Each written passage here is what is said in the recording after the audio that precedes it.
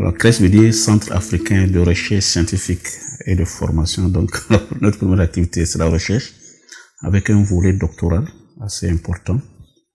Il y a la formation diplômante, la formation continue, qui est un aspect important ici, et surtout les services à la société. C'est l'information, le transfert de l'information et l'appui aussi bien aux décideurs politiques et aux acteurs du développement pour l'intégration de la science dans la prise de décision au niveau des politiques de développement et des programmes de développement.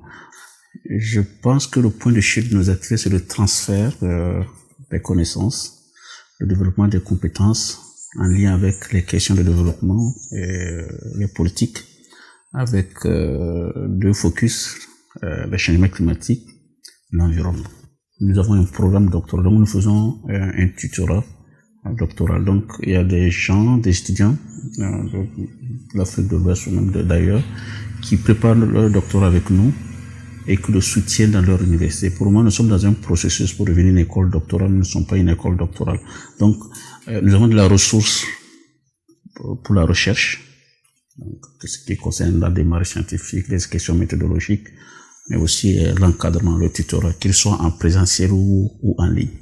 Et nous espérons que cette année, nous aurons à la fin de l'année 2 docteurs au Burkina et au Niger.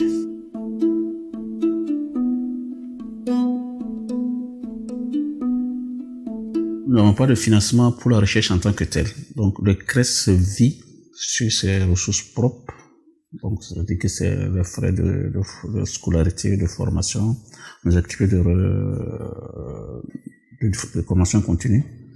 Mais c'est une dynamique que nous allons mettre en place, notamment à travers les appels à projets. Nous en avons eu de par le passé, nous allons le mettre à jour et rentrer dans les programmes pour que la recherche soit vraiment financée comme il se doit au regard des résultats que nous avons atteints, parce que nous avons des résultats assez probants.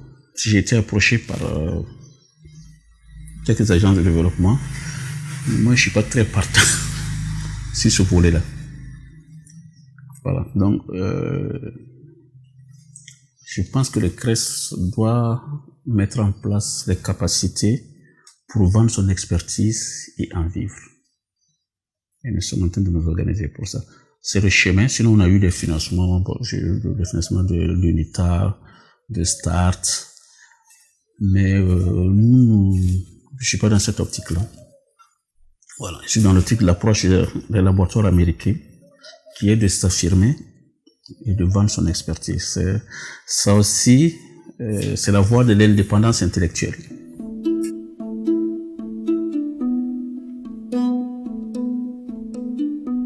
Alors, nous avons développé un modèle de mobilisation, de gestion et de transfert de l'information météorologique aux populations à la base, mais vraiment à la base.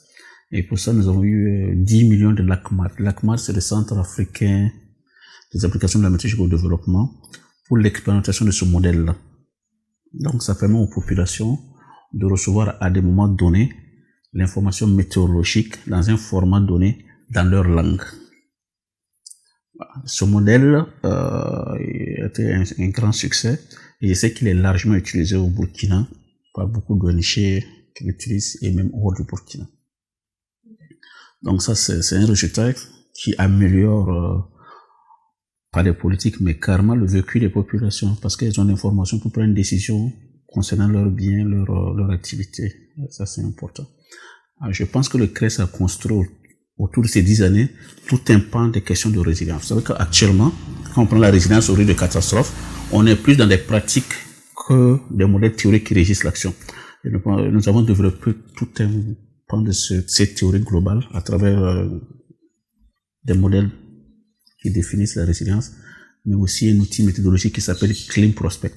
Si vous allez sur Google, vous mettez Clean Prospect, il va falloir des jours et des jours pour voir les applications, les utilisations. Je pense que c'est le modèle des 20 années à venir. Nous allons travailler à le promouvoir. Ça a pris 10 ans et il se fonde un peu sur la mécanique quantique et d'autres éléments de la physique mathématique pour le faire. Donc il y a toute une boîte noire, mais il y a une version que monsieur tout le monde peut utiliser et nous faisons beaucoup de formations par rapport à ça. C'est un modèle qui est très utilisé aujourd'hui.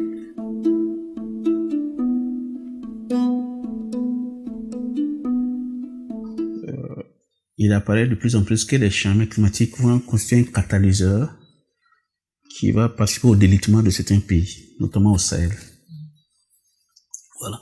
Donc ça pose la question pour les scientifiques de l'efficience et de la performance des processus de résilience.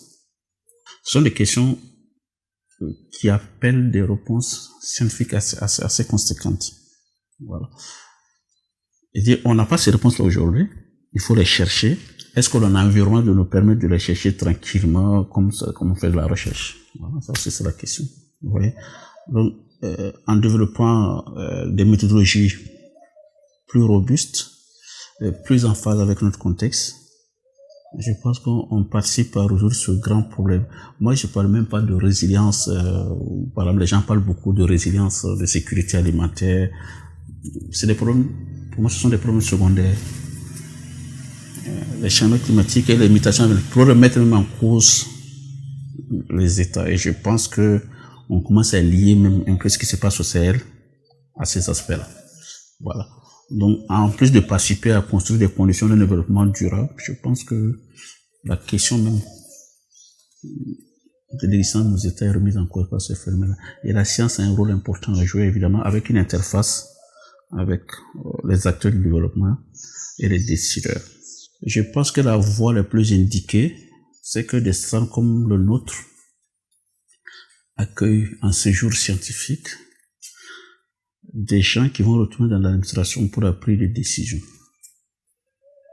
Je pense que c'est une des voies à explorer. Parce que moi, j'ai beaucoup de mes étudiants qui sont passés ici, qui sont dans l'administration, et je pense qu'ils ne font pas les choses. Voilà. Évidemment, il y a toute la question, évidemment, des plateformes de discussion, d'échange, mais ça n'a produit des résultats nulle part. Moi, je ne vois pas. Donc, il faut plutôt que la science accueille, mais aussi qu'elle aille vers. Je pense que la recherche, pour qu'elle soit utile, doit jouer sur trois registres. Vous voyez, non? Il y a le contenu. Il y a le format à travers lequel on livre l'information aux populations. Et il y a l'adéquation entre les préoccupations, le format et le contenu. Si vous ne respectez pas ça, ça marche pas. Nous, notre projet, d'abord, on prend l'information à la météo. On la simplifie, entre guillemets. On la passe en 3 langues. Et on la diffuse à des moments bien précis. Voilà, c'est très rigoureux. C'est un métier. C'est pour ça que le projet a eu beaucoup de succès. Vous voyez, non? Donc, nous, on a l'information à la météo qui nous parle de grains, de machin, dont les populations, c'est pas leur... voilà. Donc, on avait quelqu'un qui simplifiait cette information. On avait quelqu'un qui passait cette information en langue locale. Et on travaille avec 3 radios. Et la radio devait impérativement diffuser cette information-là à des heures bien précises. Par exemple, les populations nous ont dit, surtout les femmes, pour qu'elles puissent écouter l'information, il fallait qu'elle soit diffusée entre 19h et 19h30. Parce qu'avant ça, elles sont pas libres. Après ça, elles sont pas libres. Donc, il y a un modèle, il y a un schéma à mettre en place donc, pour que l'information aille de la source aux utilisateurs. Le domaine de la recherche a besoin de leadership. Donc, on a besoin de quelqu'un qui serve le rôle de locomotive. Donc, pour ça, il faut que nos centres nationaux de recherche, au Burkina, c'est le CNRST, soit vraiment un CNRST. Vous voyez? En ce moment, il crée un environnement, un climat qui va permettre à la recherche de se développer. Vous savez que les universités publiques sont en train de mourir et que les instituts privés prennent la relève. Mais ça, je pense que c'est le coup de grâce pour l'Afrique. C'est un danger énorme parce que ces instituts privés ne font pas de la recherche. Et j'ai l'impression qu'on ne mesure pas assez ce danger-là. On ne peut pas se développer sans la recherche, c'est pas possible. Et les cadres publics qui doivent faire la recherche sont en train de se déliter. Le privé qui arrive, 98% des privés n'ont pas de projet scientifique. En fait, c'est un projet commercial. Vous savez très bien que la recherche, c'est une passion. Si vous voulez gagner de l'argent, il ne faut pas venir à la recherche. Voilà. Parce que faire de la recherche, c'est un peu comme rentrer en religion. C'est le point de départ pour réussir. Alors, on ne compte pas son temps. Alors, on crée un environnement qui est assez rude pour pouvoir s'isoler. Donc, si on n'a pas la vocation, la passion, ça va être difficile de réussir. Et si vous réussissez pas, vous pouvez pas contribuer. Vous pouvez pas avoir de résultats qui contribuent au développement. Moi, je pense que c'est la grosse problématique aujourd'hui. Et si vous remarquez, ça se passe au Sénégal, ça se passe aujourd'hui. Les jeunes chercheurs qui sont dans nos instituts, leur préoccupation, c'est d'attraper un boulot à la Banque mondiale, au PNUD ou ailleurs. Si les meilleurs s'en vont, c'est pas avec les médiocres que vous allez faire de la recherche. En fait, c'est pas. Je pense que le CRES s'inscrit dans un environnement où faire la recherche est difficile parce que, pour un exemple, on n'a pas toujours accès aux données que l'on veut. Elles n'ont pas toujours la qualité que l'on recherche. Et aussi, on est dans un environnement qui est globalement tourné vers toujours l'urgence, le basique, que de lancer des grands programmes de recherche qui vont transformer le monde. Donc, je pense que le CRES, c'est pas spécifique au CRES, mais bon, il faut savoir gérer ça. Donc, même quand vous prenez nos centres nationaux de recherche, ils font plus de l'administration que de la recherche en réalité. Donc, on n'a pas l'environnement américain ou européen où on a construit des systèmes de protection de la recherche où les chercheurs peuvent vraiment faire de la recherche tranquille, quoi. Voilà. Donc, ici, c'est pas le cas. Donc, on est emporté par l'environnement ambiant, par les questions de données, bon, évidemment la question de financement. Et j'ai dit même que ce qui fait que, par exemple, au Burkina aujourd'hui, la priorité c'est pas la recherche, la priorité c'est la sécurité. Voilà. Donc, c'est quelque peu même peut-être indécent de parler de recherche actuellement au Burkina. Personne n'a vraiment envie de vous écouter, c'est comme ça. Oui, je pense qu'il faut que les populations qui sont un peu plus instruites